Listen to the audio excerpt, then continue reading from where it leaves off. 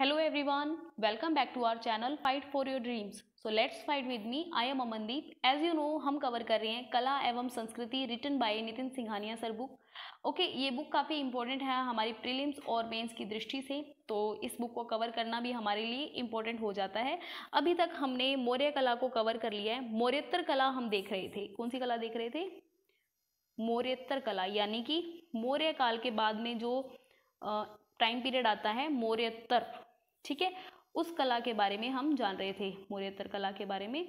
तो इस काल के अंदर हमने स्थापत्य कला के बारे में जान लिया था. ठीक है, स्थापत्य कला के बारे में हमने जान लिया था. स्थापत्य कला में हमने चट्टानों के बारे में देखा था. ठीक है, चट्टानों से कटी हुई गुफाओं के बारे में, काटकर बनाई हुई गुफाओं के बारे में हमने जाना था. उसके अलावा हमने उदयगिरी की गुफाओं के बारे में देखा था और हमने स्तूपों को देखा था. ठीक है, स्तूपों के बारे में जाना था. वेट, ठीक है, स्तूपों के बारे में जाना था. तो जो हमारे चट्टानों से काटी गई गुफाएं जो थी, वो हमने शुरुआत से देखा था कि चैत्य और विहार चल रहे थे. ठीक है, चैत्य और विहार, इनका निर्माण किया जा रहा था. ठीक है, हमने देखा था कि करले की चैत्य, अजंता की गुफाएं. ओके, आवासीय कक्ष हुआ करते थे. ये जो चैत्य थे वो तो होते थे प्रार्थना कक्ष, और विहार जो होते थे वो रहने के लिए बनाए गए थे, रेस्ट करने के लिए आवासीय गुफाएं थी. उसके अलावा जब हमने उदयगिरी की गुफाएं देखी थी, उदयगिरी और खंडगिरी की गुफाएं देखी थी, है ना, खंडगिरी की गुफाएं देखी थी जो कि उड़ीसा के अंदर है. ओके, उड़ीसा के अंदर है. इन गुफाओं को संरक्षण मिला था राजा खारवेल का. ओके, राजा खारवेल ने इन गुफाओं को संरक्षित किया था. और अभी तक तो हमने देखा था जो चैत्य और विहार वाली जो गुफाएं हैं ना, चैत्य और विहार की जो गुफाएं हैं, इनके अंदर तो बौद्ध भिक्षु रहा करते थे. लेकिन जो उड़ीसा की गुफाओं की बात मैं कर रही हूँ, उदयगिरी की गुफाएं, इनके अंदर जैन भिक्षु रहा करते थे. कौन रहा करते थे? जैन भिक्षु रहा करते थे. कैसे पता चला? क्योंकि जो उदयगिरी की गुफाएं हैं वहां से हमें हाथी गुम्फा अभिलेख मिला है. क्या मिला है? हाथी गुम्फा अभिलेख. ये मैंने सब पीछे वीडियो में कवर कर लिया, सोच रही हूँ कि एक बार रिवाइज हो जाएगा आपका भी, है ना. तो हाथी गुम्फा अभिलेख, जिसके अंदर हमें पता चलता है कि राजा खारवेल के द्वारा इन गुफाओं को संरक्षित किया गया था. और ये जो अभिलेख है, इसकी स्टार्टिंग होती है जैन नमोकार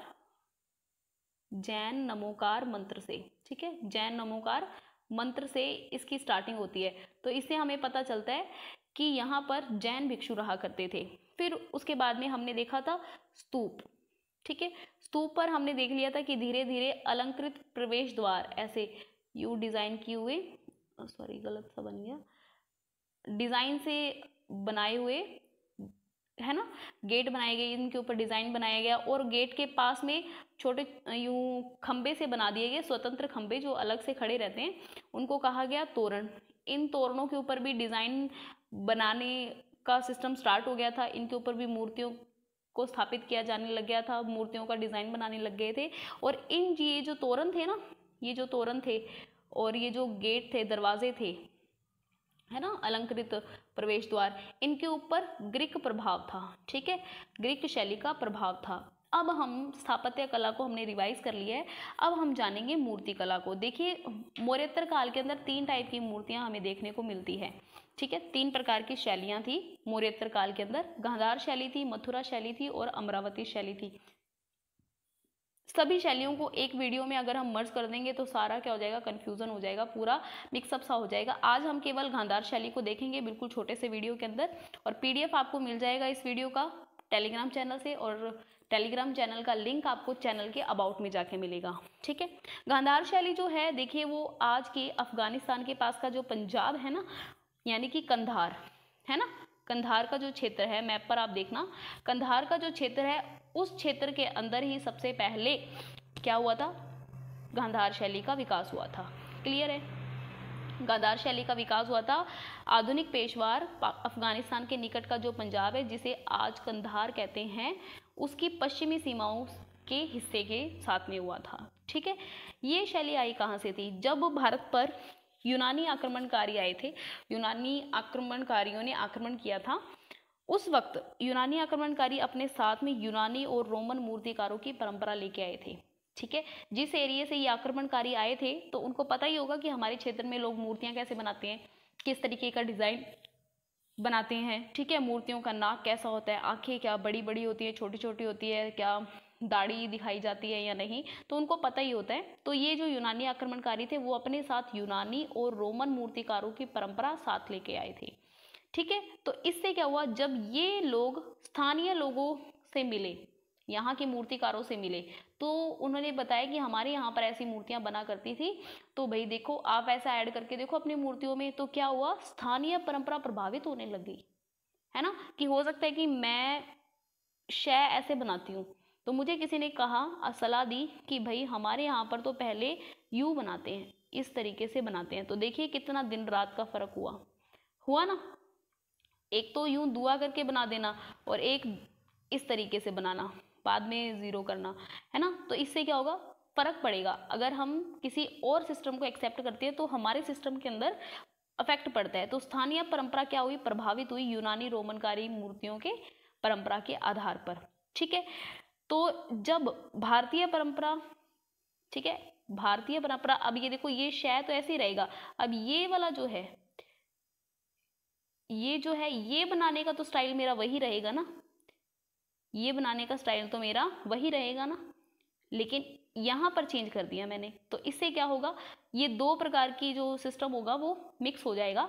तो जब दो प्रकार का सिस्टम मिक्स होगा तो हम उन दोनों का ही नाम लेंगे ना, ग्रीक इंडियन शैली। क्या हुआ, ग्रीक के लोगों का हमने सिस्टम एक्सेप्ट किया और इंडियन का तो हमारे पास था ही, तो ग्रीक इंडियन शैली के रूप में गांधार शैली उभरी। क्लियर है। अब देख लो कहाँ पे, कांधार के क्षेत्र के अंदर इस शैली का विकास हुआ। कौन लेके आए थे, यूनानी और रोमनकारी जो थे मूर्तिकारों की परंपरा साथ में लेके आए थे, जिससे स्थानीय क्षेत्र की परंपरा प्रभावित हो गई और एक नई शैली का विकास हुआ जिसे ग्रीक इंडियन शैली कहा जाता है और गांधार शैली कहा जाता है। गांधार शैली का जो विकास हुआ है वो दो पार्ट में हुआ है, ठीक है। 50 ईसा पूर्व से 500 ईसा पूर्व की अवधि में हुआ है, ठीक है। 50 ईसा पूर्व से 500 ईसा पूर्व, ठीक है। दो चरणों में इसका विकास हुआ है गांधार शैली का। शुरुआत में जब लोग मूर्तियां बनाते थे ना, वो बनाते थे नीले धूसर बलुआ पत्थर से। फिर धीरे धीरे उनको कहा कि भाई ये इतने मजबूत नहीं बन रही है, तो वो मिट्टी और प्लास्टर का यूज करने लग गए, ठीक है। स्टार्टिंग में जो मिट्टी बनाई जाती थी मूर्तियां, वो नीले धूसर बलुआ पत्थर से बनाई जाती थी, फिर बाद में मिट्टी और प्लास्टर का यूज किया जाने लग गया। अब जो ये मूर्तियां बनाते थे उन मूर्तियों पर प्रभाव किसका था, वो मूर्तियां किसके जैसी दिखती थी, वो मूर्तियां दिखती थी ग्रीक रोमन देवताओं के जैसे दिखती थी।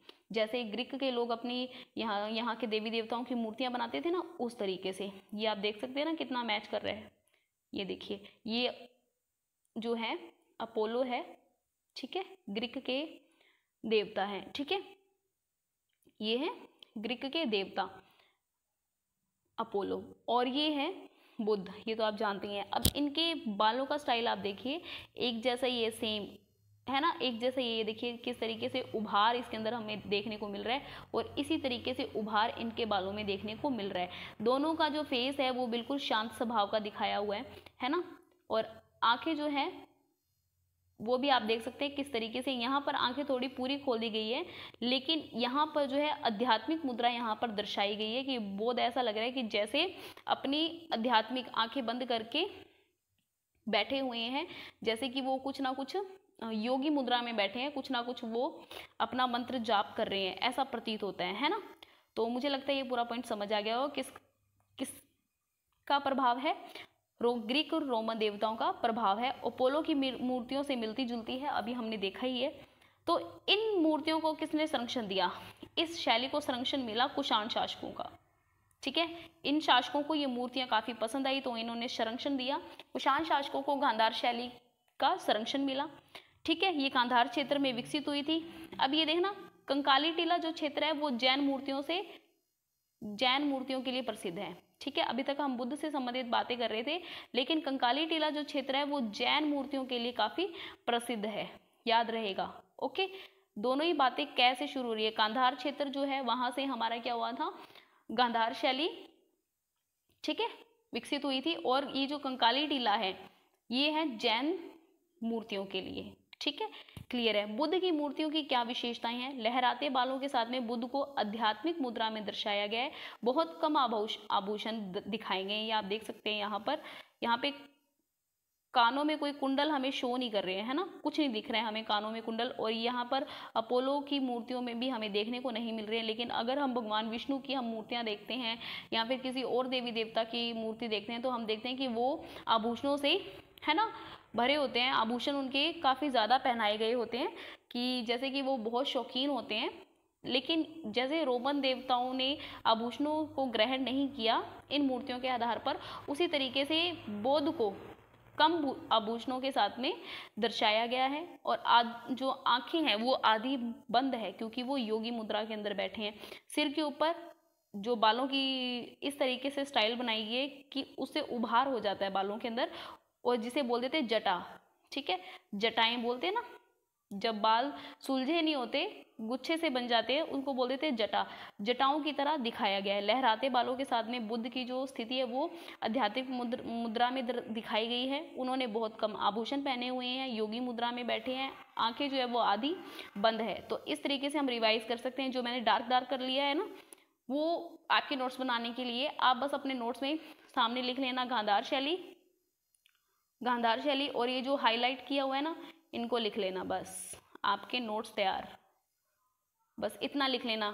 जैसे कि अब हम रिवाइज करें, जैसे ये देखिए, गांधार शैली जो है वो पश्चिमी सीमाओं यानी कांधार के अंदर थी। ठीक है, इसको कौन लेके आए थे? यूनानी और रोमन मूर्तिकार। इसको ग्रीक इंडियन शैली भी कहा जाता है। स्टार्टिंग के अंदर ये नीले धूसर बलुआ पत्थर से बनाई जाती थी, बाद में मिट्टी और प्लास्टर का यूज किया जाने लगा।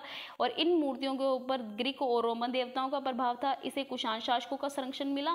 फिर बाद में बुद्ध की अगर विशेषताएं कहेंगे तो आध्यात्मिक मुद्रा में बैठे हैं, योगी मुद्रा दिखाई गई है, कम आभूषण है, और जो बाल है वो उभार और जटा की तरह दिखाए गए हैं। तो ये आपके नोट्स भी तैयार हो जाएंगे। तो आई होप आपको समझ आ गया होगा। और अगर वीडियो पसंद आया तो वीडियो को लाइक करना ना भूले प्लीज़, और सब्सक्राइब कर दें, शेयर करना ना भूले।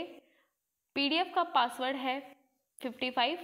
ओके, मिलते हैं नेक्स्ट वीडियो के साथ में। तब तक के लिए बाय, टेक केयर, जय हिंद।